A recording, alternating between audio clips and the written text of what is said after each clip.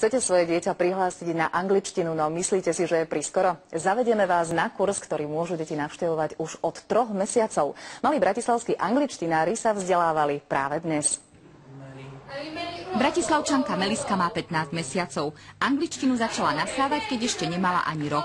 Očakávame od toho, že trošku začne vnímať svet po anglicky a hovoriť po anglicky neskôršie. Oni sa zatiaľ len učia, vlastne aj sa spoznávajú všetko okolo seba, takže tak týmto spôsobom poznávajú aj tú angličtinu.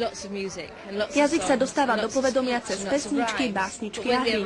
Kombinácia útleho veku, príjemnej činnosti, ktorú dieťa vykonáva v kolektíve a neustále opakovanie prináša podľa psychológov dieťaťu ovocie na celý život. To opakovanie spôsobí to, že tie nervové dráhy naozaj príjmu určité tie poznatky a tým pádom sa im naozaj, myslím si, že tie vedomosti, ktoré nadobudnú, nestratia. Výsledky sa dostavia okolo roka a pol, keď sa deťom začne aktívne rozvíjať reč. To dieťa vlastne aktívne začína nastavať tú slovnú zásobu a prekvapí nás najmä tým, ako dokáže rozprávať.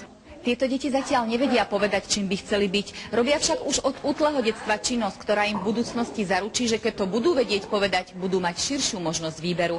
Gabriela Dianová, Slovenská televízia.